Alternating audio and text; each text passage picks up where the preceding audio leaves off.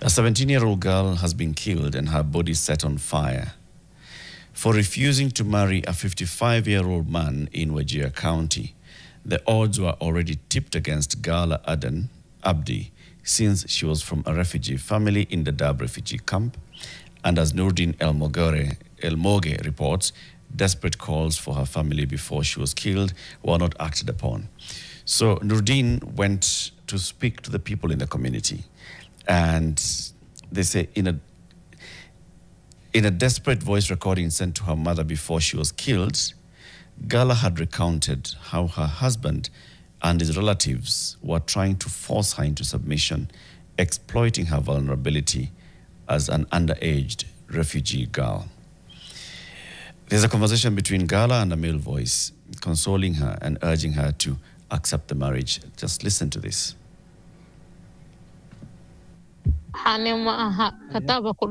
24 hours I'm being beaten. This is not a man. I was betrayed to marry this herder. Why is my face swollen? I don't have a man here. He gets your support every time. No one wants to listen to me. Every sunset when I get to that house, I get beaten.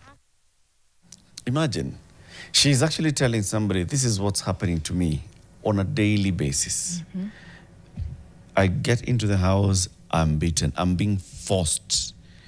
Why is my face swollen? She says in the voice, I don't have a man here. Every time I raise this issue, he gets your support every time. No one wants to listen to me. I mean, it's even hard to put into words that just the gravity of the heartache around these issues. Also because it's frequent. Now there's a young girl who's lost her life brutally when she was crying out for help.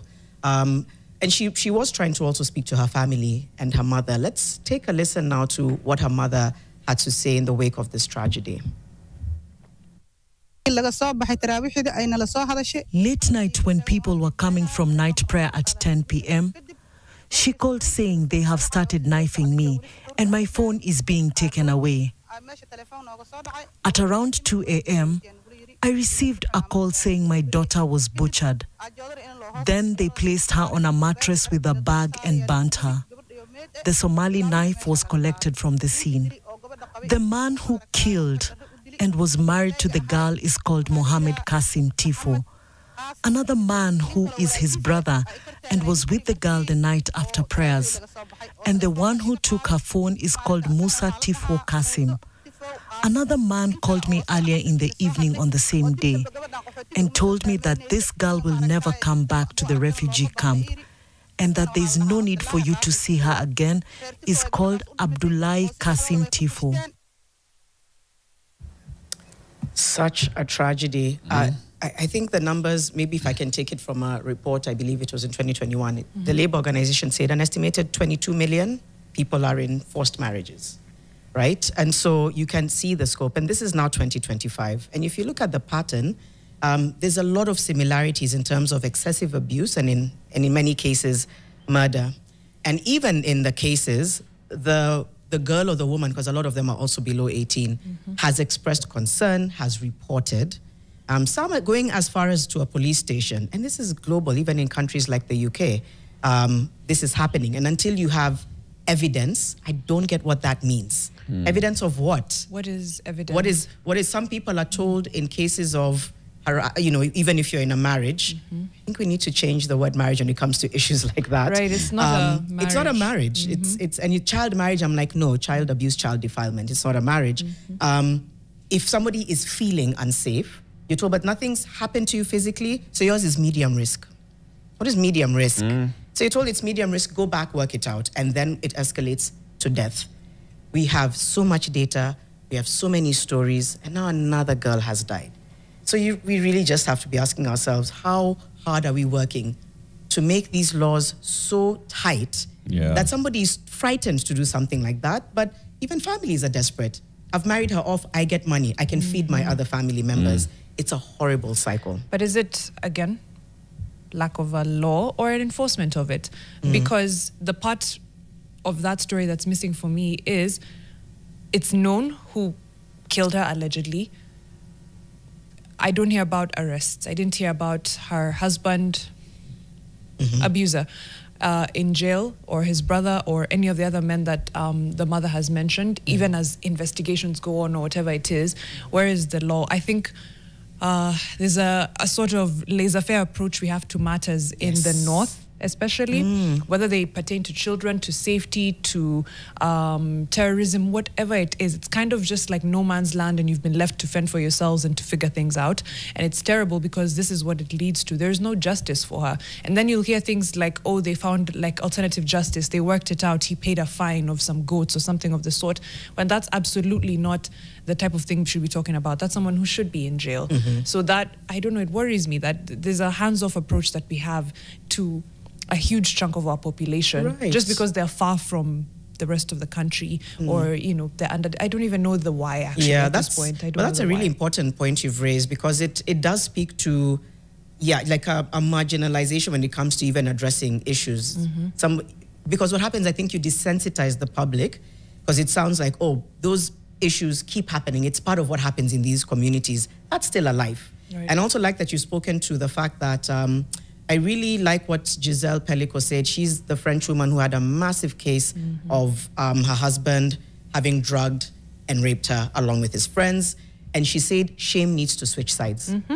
Because you see, it's what you've said. We're not hearing about the justice for this young girl. We're not hearing the name of the victim being said. We're not hearing, I'm sure it'll be pursued in some way. To your point, we don't know how it will end. But she said, don't bring the shame on me as the girl who died, because at 17 years old, I couldn't fully understand what was happening, but I know that it's hurting me and I know something will happen. And me as a woman who was married to somebody who was supposed to protect me, he and his friends do this to me. Don't bring the shame on me. We need to switch the shame around so that you, as the perpetrator, feels the weight of it, and that society actually makes you feel the weight of it. But right now, it's usually the victim who's made to feel the weight of it, sometimes even in their death. Man. I didn't see police in that clip, did you? Yeah, not in this particular story. And I guess the journalist chose to tell the story from the people involved here, the family of the girl, the mother. You've got to tell it from that point on and see this is what has happened. Now, police have so far arrested the main suspect, Mohamed Kasim Tifo. And investigations are continuing.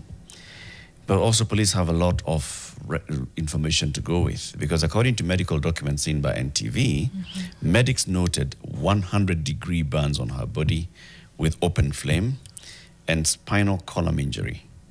The body was found lying outside a rental house with burns all over. A part of the postmortem was reading this.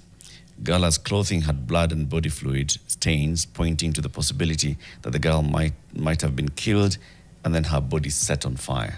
So she first was killed because a knife was also recovered from the scene, and then her body was set on fire. 100% burns. This is it's also why I wanted to ask you, Janet, does the early marriage have any connection in law, international law? Is it also linked to human trafficking? Like, is it classified as human trafficking? That's a good question. Because early marriage, in many cases that we see, not forced marriage, right? Forced marriage, it means that somebody has actually been taken from their community and forced to go into another community. So they've been trafficked. That's a good point, because, and we can do some research on that, but maybe it may not even be called that because it's downplayed. Again, even the use of the terms almost makes you desensitized or downplays it. So the way you've described it, moving from one community to another, that is trafficking. But I'm willing to bet that not a lot of people will either connect the two or will say, no, that's not trafficking. We willingly, took our daughter because we needed the money. And therefore, the person who's now married, the abuser, I might say, is like, no, there's no trafficking. They were brought to me. So I'm willing to bet that probably there's a connection, but not a resonance to the link. The fact that she was also living in a refugee camp in Dadaab, if I'm not wrong, I think that also has a part to play. I don't know if there's an idea that she didn't have rights or as many rights as someone who, you know, doesn't live in a refugee camp. But I think that definitely had a part to play. So many things to interrogate there. But that linkage between trafficking and forced, I don't know, we need to find a different... We need to find a different word. Forced whatever. Yeah. Definitely there's a thread there. I think so.